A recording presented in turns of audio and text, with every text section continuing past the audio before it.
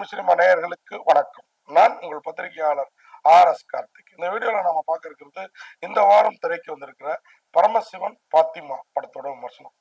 நம்ம அது அப்துல் காதருக்கும் அமாவாசைக்கும் முடிச்சு போட்ட மாதிரி பரமசிவன் பாத்திமான்னு பேர் வச்சிருக்கீங்க அப்படின்னு நமக்கு தோணுச்சு. உண்மையா அதுக்கான கதை தான், அருமையான ஒரு கதை. அதை எடுத்துக்கிட்ட விதம், அதை சொன்ன விதத்துல முன்பாதி கொஞ்சம் போர் அடிச்சாலும் பின்பாதி அழுத்தமான ஒரு கதைங்க. அதாவது இங்க இந்து, கிறிஸ்துவர், இஸ்லாம் அப்படின்னு 2-3 மதங்கள் இருந்தாலும் இங்க இந்தியாவை பொறுத்த வரைக்கும் நாமெல்லாம் ஒண்ணு. நம்ம யாரும் அயல்நாட்டிலேருந்து வந்த கிறிஸ்தவர்களோ அயல்நாட்டிலேருந்து வந்த இஸ்லாமியர்களோ கிடையாது. இங்க இந்துக்களா இருந்தவங்க தான் கிறிஸ்துவாவும் இஸ்லாமியர்களாகவும் ஒரு 2 தலைமுறைக்கு முன்னாடி, 3 தலைமுறைக்கு முன்னாடி, 4 தலைமுறைக்கு முன்னாடி மாறி இருப்பாங்க. அப்படிங்கிறத ஒரு வித்தியாசமாகவும் விறுவிறுப்பாகவும் சொல்லியிருக்கிற படம் தான் இந்த பரமசிவன் பாத்திமா. என்ன அப்படின்னு கேட்டீங்கன்னா, திண்டுக்கல் பக்கத்துல சிறுமலை அந்த ஏரியாவில் ஒரு பெரிய ஊர் சுப்பிரமணியபுரம். அந்த ஊர்ல இருந்த மக்கள் சிலர் கிறிஸ்துக்களா மாறி பக்கத்திலேயே யாகோபுரம் அப்படின்ற ஒரு கிராமத்தை உருவாக்கி அங்க வாழ்றாங்க. ஏன்னா இவங்க மதம் மாறினோன்னா அவங்க சொந்த பந்தங்களே அவங்களுக்கு அடைக்கலம் கொடுக்க மறுக்கிறாங்க. அதனால அடைக்கலம்னு பேர் மாத்திக்கிட்டவங்களும் அந்த ஊர்ல அடைக்கலம் ஆயிடுறாங்க. ஸோ கிறிஸ்தவத்துக்கு மாறினவங்கள இப்ப இந்த 2 ஊருக்கும் வெட்டு குத்து இந்த லெவல்ல போயிட்டு இருக்குது. ஊர்ல ஒரு கல்யாணம் காட்சின்னா அன்னைக்கு இரவு அந்த கல்யாண மாப்பிள்ள 2 ஊர்லயுமே இறந்து போறாங்க.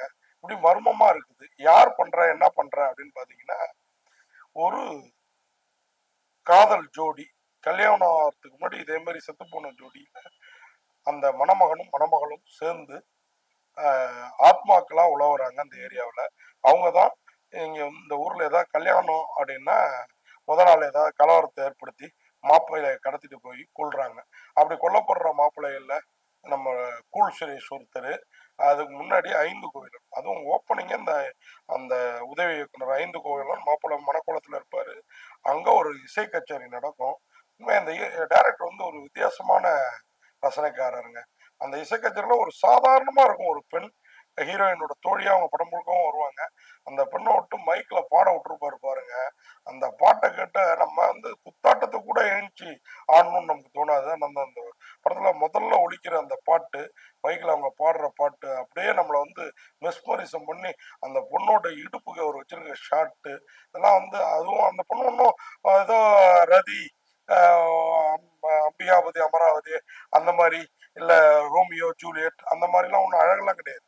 நம்ம சாதாரண ஒரு பெண் அவங்க பாடுறாங்க. அந்த இடுப்பு அசைவு, அவங்க அப்படியே காலை அப்படியே ஆட்டிட்டு பாடுற பாட்டுக்கு நம்மளும் சேர்ந்து ஆடுற மாதிரி அந்த முதல் சாங்கிலே நம்மளை கட்டி போட்டுறாரு இருக்கையில. அதன் பிறகுதான் கதைக்குள்ளார போறாரு. அந்த டைரக்டரே இந்த படத்துல ஒரு போலீஸ் இன்ஸ்பெக்டர் கேரக்டர்ல வராரு. அவரெல்லாம் சில இடங்கள்ல நமக்கு கர்ண கொடீரமா தெரிஞ்சாலும் ஃபர்ஸ்ட் சீனு ஒரு அருமையான பாட்டு சீனு, படத்துல ஏதோ விஷயம் இருக்கும் அப்படின்னு நம்மளை இருக்கையில கட்டி போடுது. அவர் அந்த ஊர்ல நடக்கிற கொலையெல்லாம் துப்பறிய வராரு. ஒரு கட்டத்துல இனி இந்த ஊர்ல இந்த மாதிரி இந்த 2 ஊர்லயும் அசம்பாவிதம் நடக்கக்கூடாது. ஊர்க்காரங்க முதல்ல அவர் ஊர்க்காரங்க போட்டி பொறாமையில தான் இந்த மாதிரி இந்த ஊர்ல கல்யாணம்னா இந்த ஊர் மாப்பிள்ளையை தூக்குறாங்க, அந்த ஊர்ல கல்யாணம்னா அந்த ஊர் மாப்பிள்ளையை தூக்குறாங்கன்னு நினைச்சிட்டு இருப்பாரு.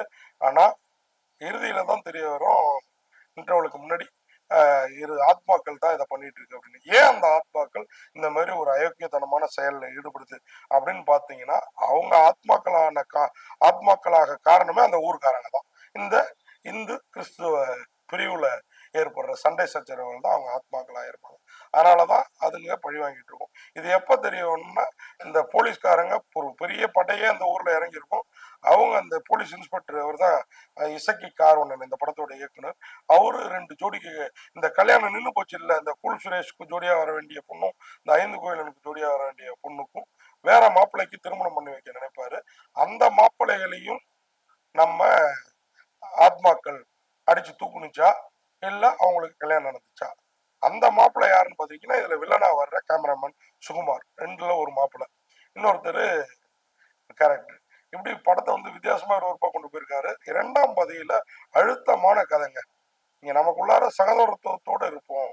இங்க இந்து கிறிஸ்து முஸ்லிம்ங்கிற நம்ம எல்லாம் இந்தியர்கள் அப்படின்னு நம்ம இவ்வளவு நாள் வார்த்தையால சொல்லிட்டு இருந்தது புரியாது.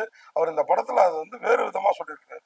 இங்க இருக்கிறவங்க கிறிஸ்தவர்களுமே ஒரு காலத்துல இந்துக்களா இருந்தவங்க தான். இங்க இருக்கிற இஸ்லாமியர்களே ஒரு காலத்துல இந்துக்களா இருந்தவர்கள் தான். நமக்குள்ளார எதுக்கு இந்த பிரிவினை? அவங்க அவங்க சாமியை கும்பிட்டோம், நாம நம்ம சாமியை கும்பிடுவோம் அப்படின்றது ரொம்ப அழகா சொல்லியிருக்காப்புல. அதுல இந்த படத்தோட வில்லனோட அப்பாவா, கேமராமேன் சுகுமாரோட அப்பாவா வர்ற மனோஜ்குமார், அவர் கிறிஸ்டினா மாறிடுவாரு.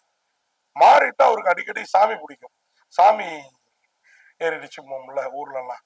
அந்த சாமி நான் சிவசோடலாம் வந்திருக்கேன்டா, அருவாலை எடுறான்னா, அவங்க பையன் அந்த கிறிஸ்டின் சர்ச்சை வச்சு ஒரு பெரிய பிளான் பண்ணியிருப்பாப்புல அந்த வில்லன் சுகுமார், கேமராமேன் சுகுமார். அவர் தான் மைனா தொடங்கி பல படங்களுக்கு அருமையான கேமரா லொக். இந்த படத்துக்கு அவர் தான் கேமரா, அவர் தான் வில்லன். அப்பாவே அடிச்சு தீர்த்து கட்டுவாப்புல. இது தங்கச்சி ஹீரோயினுக்கு பிடிக்காது, அவங்க எதிர்ப்பாங்க. அதனாலதான் அந்த விமல் அந்த அவங்க 2 பேரும் ஆத்மாவா அலைவாங்க. அந்த ஹீரோயின் பாத்தீங்கன்னா யார் கண்ணனோட மகள், அருமையா நடிச்சிருக்காங்க. இப்படி இந்த படத்தோட கதை வந்து வேற லெவல்ல என்ன வந்து யோசிக்க வச்சுது. உண்மையா விமல் ஆகட்டும், விமல் வந்து இன்ட்ரோவுக்கு முன்னாடி வரைக்கும் அப்படி சும்மா வந்து வந்து போவாரு, டப்புன்னு மறைஞ்சிடுவாரு, அடிப்பாரு, கொள்ளுவாரு மாப்பிள்ளைங்கள, அதோட சரி. ஆனா இன்ட்ரோவுக்கு அப்புறம் தான் அவருடைய கதை ஓப்பன் ஆகிறப்பதான் ஏன் இவ்வளவு ஆக்ரோஷமா இருக்கிறாரு அப்படிங்கிறது நமக்கு தெரிய வரும். அதுல பிரமாதமா நடிச்சிருக்கிறாரு. ஹீரோயினா சாயா தேவி, இவங்க ஏற்கனவே 2, 3 படங்கள் நடிச்சிருக்கிறாங்க. யார் கண்ணனுடைய மகள், அருமையா அந்த படத்துலயும் நடிச்சிருக்கிறாங்க. கன்னி மாடம்ங்கிற படத்துல தான் இவங்க அறிமுகமானாங்க சாயா தேவி. அருமையா அதுலயே நடிச்சிருந்தாங்க, இந்த படத்துலயும் அருமையா நடிச்சிருக்காங்க. அதன் பிறகு 2, 3 படத்துல நடிச்சிருக்காங்க. எம்.எஸ். பாஸ்கர் சர்ச்சு ஃபாதரா அவரு பண்ற கலாட்டா, கிறிஸ்துவ சர்ச்சோட ஃபாதரா வந்துட்டு அவரு சாமியார் அருள்தாஸை பார்த்து அப்பப்போ பயப்படுறது, அது இல்லாம போற போக்குல அவர் சொல்றதெல்லாம் அப்படியே புனித வாக்கியங்களா இருக்கும். நம்ம சாத்தான்குளம் இரட்டை கொலை காவல்துறை காவல் நிலையத்திலேயே அதை பத்தி ஒரு டைலாக் விடுவாரு. அது மாதிரி துப்பாக்கி சூடு, தூத்துக்குடி துப்பாக்கி சூடு, எல்லாத்தையும் அப்படியே இழுத்து போட்டு அப்படியே அந்த அரசியல் வந்து அப்படியே பின்புலத்துல ஓடிட்டு இருக்கும். அது ரொம்ப அழகா பண்ணியிருக்காரு எம்.எஸ். பாஸ்கர். அது மாதிரி நான் சொன்ன மாதிரி இன்ஸ்பெக்டரா இசக்கி கார்வண்ணன், அவர் தான் இந்த படத்தோட தயாரிப்பாளர், இயக்குனர். முன்பாதி ஃபுல்லா அவர் தான் நிறைஞ்சிருக்கிறாரு, பின்பாதியில தான் விமலே. சொன்ன அவர் ஆத்மாவா அலைய விட்டதுனால அவர் அதிகம் கொஸ்டின் கேட்டுக்க மாட்டான்னு நினைக்கிறேன். இசக்கி கார்வண்ணனே நம்ம பொறுத்துக்கிறோம் அப்படின்னா அந்த முதல் பாடல் வந்து நம்மளை வந்து அப்படியே உட்கார வச்சிருது சீட்ல கட்டி போட்டு. எம் சுகுமார் வில்லனா அசத்தி இருக்கிறாப்புல, கேமராமேன், இந்த படத்தோட கேமராமேன். துபாய் மாப்பிள்ளையா வர்ற கூல் சுரேஷ், சாமியாரா வர்ற அருள்தாஸ், ஹீரோவா வர்ற ஹீரோவோட அம்மாவா வர்ற ஸ்ரீரஞ்சனி. அவங்களும் அவங்களும் ஆவியா ஆத்மாவா பாவியா அப்படின்றது நீங்க படம் பார்த்து தெரிஞ்சுக்கங்க. ஹீரோயின் அப்பாவா மனோஜ்குமார், நான் ஏற்கனவே சொல்லிட்டேன் அவரை பத்தி. ஹீரோயின் அம்மாவா ஆதிரா, ஹீரோயின் தோழியா சேஷ்விதா. அவங்க தான் அந்த முதல் பாட்டுக்கு ஆடுறாங்கன்னு நினைக்கிறேன், அருமையா ஆடி இருக்காங்க. ஹீரோ நண்பரா வி.ஆர். விமல்ராஜ், அவர் தான் நம்ம ஒரு இஸ்லாமிய நண்பரா வருவாரு. எல்லாமே இவங்க குடும்பத்துல இருந்து பிரிஞ்சவங்க தான். ஹீரோ நண்பரா மகேந்திரன், கான்ஸ்டபிள் காதல் சுகுமார் இந்த படத்துல செட்டில்டா அழகா நடிச்சிருக்கு. காமெடின்னு ரொம்ப போட்டு கடிக்காம அவரும் சரி, ஆறுபாலாவும் சரி அசத்தலா பண்ணியிருக்காங்க போலீஸ்காரங்களா. நம்ம இந்த படத்தோட இயக்குனர் இசக்கிக்காரனுக்கு கீழே வேலை பார்க்குற கான்ஸ்டபிள்ஸா வருவாங்க. குடிகாரனா வர்ற வீரசமர் ஆர்ட் டைரக்டர், அவர் வழக்கம் போலவே கொஞ்சம் ஓவர் ஆக்டிங், கொஞ்சம் ஓவரா குடிச்சதுனால வர்ற ஆக்டிங் ரெண்டுமே அழகா பண்ணியிருக்காரு. வில்லன் நண்பரா வர்ற களவாணி கலை, எல்லாருமே சிறப்பாக பண்ணியிருக்காங்க. இந்த படத்தை லக்ஷ்மி கிரியேஷன்ஸ் பேனர்ல இசக்கி கார்வண்ணன் எழுதி இயக்கி தயாரித்து ஒரு கிட்டத்தட்ட கதாநாயகராகவும் நடிச்சிருக்கிறாரு, காவல்துறை அதிகாரியா. மியூசிக் தீபன் சக்கரவர்த்தி தான் இந்த படத்துக்கு மியூசிக். விமலுக்கு வந்து பெரிய மனசு, இப்படி ப்ரொடியூசரை டைரக்டரை அவ்வளவு தூரம் முன்பாதி ஃபுல்கா ஒரு வியாபித்திருக்கு விட்டு இடம் விட்டு கொடுத்துருக்கிறாரு பாருங்க, அதுக்காக விமலை வந்து பாராட்டணும். உண்மையாக விமல் தான் ஹீரோ. நான் ஒரு இதுக்காக சொன்ன அந்த டைரக்டருக்காக. தீபன் சக்கரவர்த்தி மியூசிக் அருமையா போட்டிருக்கிறாரு. அதுவும் 2 பாட்டு, அந்த முதல் பாட்டு நான் சொன்ன மாதிரி ஆத்தா உன் சேலைங்கிற ஒரு பாட்டு, அப்புறம் நான் மல்லி ஏறா கில்லின்னு ஒரு குத்துப்பாட்டு மிரட்டி இருக்கிறாப்புல அந்த தீபன் சக்கரவர்த்தி. இந்த படத்துக்கு வந்து ஒளிப்பதிவு எம் சுகுமார் அசதி இருக்கிறாரு. வீரசமர் இதுல நடிச்ச 2 பேரும் தான் ஒளிப்பதிவு கலை இயக்கம். புவன் அவருடைய படத்தொகுப்பு முன்பாதையில் இன்னும் கொஞ்சம் கத்திரி போட்டிருந்தா இந்த படம் இன்னும் வேற லெவல்ல இருந்திருக்கும். இந்த படத்துக்கு வந்து இன்னும் நிறைய பேர் ஒர்க் பண்ணியிருக்காங்க. சவுண்ட் டிசைனர்லாம் உண்மை ஹரிஷ் கே அன்பு, அதே மாதிரி ஸ்டண்ட் தினேஷ் காசி உண்மையாக வேற லெவலில் பண்ணியிருக்கிறாருங்க. நமக்கு வந்து சிறுமலை கொண்ட இந்த சம்மர் டயத்துல கொடைக்கானல் சிறுமலைக்கு போயிட்டு வந்த ஒரு திருப்தியும் இந்த படம் அப்படி காட்டுச்சு. ஏன்னா அப்படி ஒரு ஆங்கிள்லாம் இருந்தது, கேமரா ஆங்கிள்லாம். மொத்தத்துல பரமசிவன் பாத்திமா உண்மையா உள்ளார இருக்கிற மத ஒற்றுமையை கொண்டு வர்ற மாதிரி இருந்தது. அந்த விதத்துல எனக்கு இந்த படம் பிடிச்சிருந்தது.